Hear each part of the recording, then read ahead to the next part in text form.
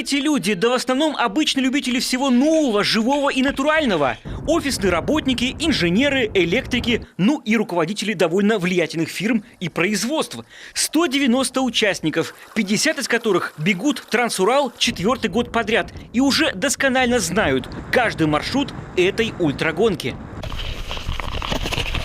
Формат гонки поражает, это просто на перегонки с ветром. Это лишь на первый взгляд может показаться событие сугубо корпоративное, потому что за все это время многие перезнакомились, а кто-то даже завел семьи. Но география представителей говорит о масштабе. Представлена вся центральная Россия. Здесь, на самом деле, несмотря на удаленность, мы нашли маршруты и достаточно много туристических маршрутов, по которым ходят группы туристов, это тропы. То есть здесь не так много получилось таких каких-то глухих участков, где буреломов, там еще что-то. Здесь вот этого нет. Вот это особенность, что ты бежишь просто по ровным дорогам, ну да, может быть, по камням, но по болотам немножко, но это все фактически горы. Для организаторов и участников здесь многое впервые. Впервые заповедные территории, что накладывает дополнительную ответственность по бережному отношению к девственным местам. Впервые устойчивая мобильная связь на протяжении практически всей дистанции. Впервые гора Народная.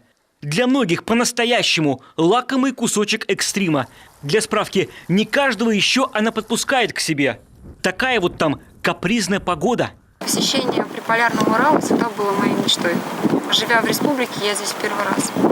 Поэтому просто совпали звезды, и, в общем-то, и гонка интересная, и место, в которое я хотела попасть, я приехала сюда.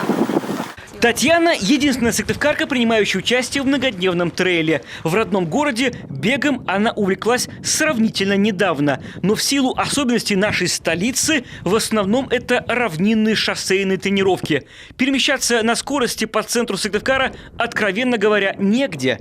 Об этом же уже про свой город говорят немногочисленные представители Ухты – Василий, Максим и Андрей, на которых, в общем-то, и заканчивается представительский состав от нашей республики. Мы проводили мультигонки, мы туристы, спортсмены, экстремалы, там по-разному, ориентировщики, лыжники. А вот что пропускают спортсмены: детальное приобщение к красотам, гармония с ними. Вот, например, один из маршрутов будет по этому холму, а внизу озеро чудное, необыкновенно богатое фтором, серебром и даже золотом.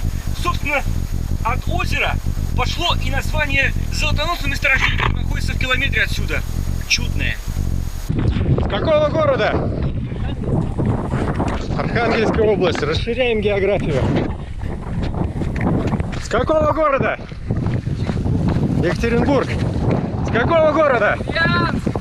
Вот так вот со всей страны едут, бежать в Республику Коми. Те, кто совершил этот забег, вошли в историю как первые люди, покорившие Народную в режиме марафона. 25 километров вверх при постоянном ветре и наборе высоты, и столько же вниз.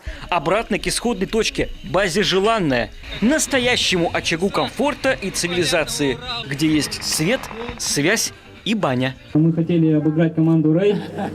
То есть у нас есть команда, которая 4 года билась, где-то нам не везло. Один день у нас сюда вылетал, то есть мы очень много проигрывали и в итоге проигрывали. В этот раз, я уже интригу, наверное, уберу, мы выиграли. Да, но вообще хотелось забежать на Народную, то есть сделать какой-то ориентир. Это, наверное, самая главная цель была, помимо той, чтобы в общем зачете завоевать первое место. Эту речь Евгений Марков, живая легенда Трансурала, произнес уже во время церемонии награждения участников.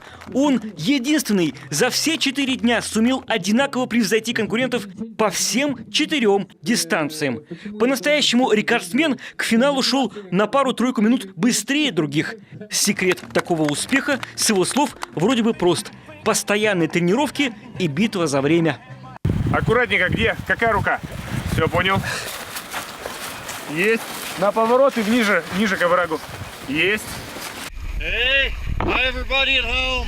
Привет всем, кто дома! Да, привет, это прекрасно! Роман Истомин, Олег Юшков, Василий Янин, телеканал Юрган, Интинский район.